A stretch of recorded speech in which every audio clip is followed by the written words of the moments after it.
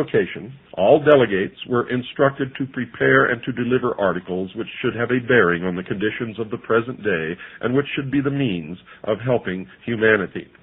However, because of the limited amount of time at the disposal of those who could attend, only a few were enabled to prepare such lectures, with the results that there were not as many lectures delivered as might have been had the delegates had more time at their disposal. But even so, there were from 2 to 3 lectures each day, and most of these lectures will be found in this present volume, though many of the lectures cannot be given in book form, as they were only delivered as from teacher to those of the inner circle. From the beginning of the month until the day of the 13th, there were lectures in the Assembly Hall, which had been built in 1910 for the express purpose of holding these yearly convocations. But on the 13th, there were no lectures, as all of the day was required for making the preparations necessary in order that the ancient mysteries might be given to the delegates in a form of symbolism consisting of 3 degrees. I can do no better than to give the article prepared by Grace K. Morey of Buffalo, New York, the secretary of the Rose Cross Sacred College for the Buffalo, New York papers, and which appeared in the Buffalo Express, July 16, 1916. This is entitled, Ancient Mysteries of Egypt Given in an Initiation of 3 Degrees. Pay close attention, folks, for what you're going to hear now confirms much of what I have been revealing to you in the series on the Hour of the Time known as the Mystery Schools. Quoting from the book once again, under the authority of the Rose Cross Order founded in America in 1858, prominent delegates of the order were gathered in the most remarkable conclave held during the last 5,000 years, the publication of whose records now opens to the world the connection of Egypt in her ages of true religion, power, and glory with the mystic seal of the United States, whose heraldic symbolism declaring the mighty destiny of America has until now only been known to a limited number. Not anymore. At Beverly Hall, in the beautiful Tohickon Valley, about 4 miles from the town of Quakertown, men and women of all ranks of life and from all parts of the world, high masons and members of the Eastern Star, physicians, teachers, authors, and members of all denominations, inclusive of the Hebrew, all these assembled at the call of the Grand Master of the Rose Cross Order for the 68th Convocation. And that should silence the cockroaches who are now scurrying from the light, who say that they are not all one order.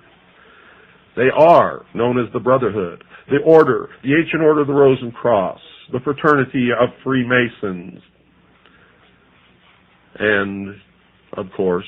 those of you who have been listening know the rest. Reading again from the book,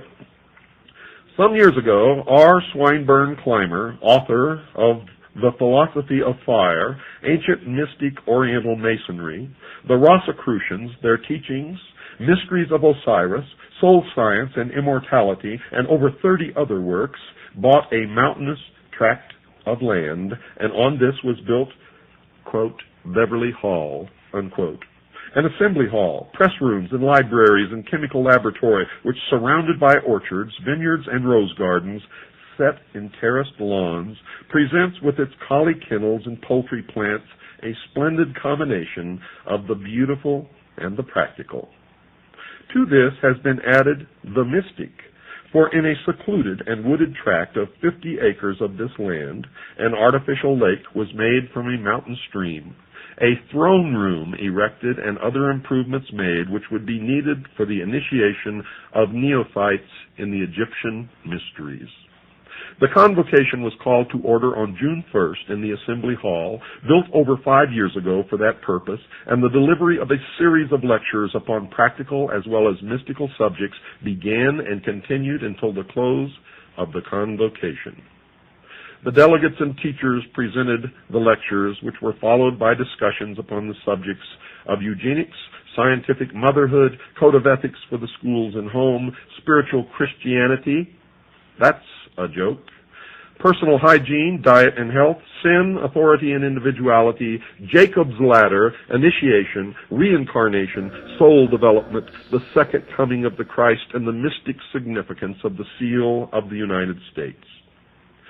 In the time of Solomon, as in the time of the Egyptian priesthood, no ceremony was ever held unless the circle of Solomon, commonly called the sacred seal of Solomon, had been previously prepared. But since the fall of Egypt and of the Temple of Solomon, this seal has been practically unknown, except to a limited number of students of ancient religions and mysteries. Folks, the seal of Solomon is not the six-pointed star which is on the flag of Israel. It is not the seal of David or the Star of David. It is not the seal of Solomon, as you will soon discover. During the first week in June, in the grove, especially prepared for the dramatization of the ancient mysteries of Osiris, the seal of Solomon, often called the magic circle, was especially built, and on June 11th, the dedication of the magic circle took place in the presence of the delegates of the Rosicrucian order, some of whom were natives of Germany, England, and Russia.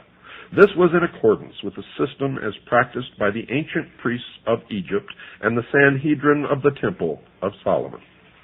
On the night of June 13th, the first session of the class, including those of the order taking part in the initiation, assembled in the grove of Osiris, which was illuminated by electricity from a central powerhouse especially prepared for the purpose and the initiation of the ancient mysteries of Egypt in 3 degrees and 6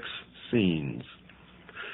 All students of the ancient mysteries and religions know that in the Temple of Solomon there were 3 courts. The outer court for the people being composed of 700 selected teachers and leaders. These were members of the first degree, Illuminati called also seekers, travelers, or soldiers. The middle court, or members of the second degree, were 70 in number and were supposed to be in the hall of meditation and acted as mediators between the people and the inner sanctuary. Above all was the inner court, or circle of the 7 priests and the master or high priest, who were the teachers between God and man, mediators between the seen and the unseen.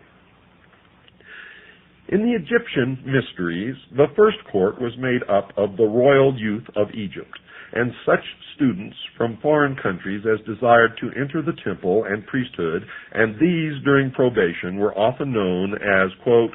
soldiers of the priesthood, unquote, as it was their duty while undergoing the preliminary training and tests to guard the priesthood and its work even to the death. The second class, corresponding to a second degree, were those who had passed this test and who were in the hall of meditation and purification in preparation for the first vows and the dedication of the body, mind, soul, and spirit to God and the service of mankind. The third class, called the third degree, were those who had passed with credit the tests of the first degree,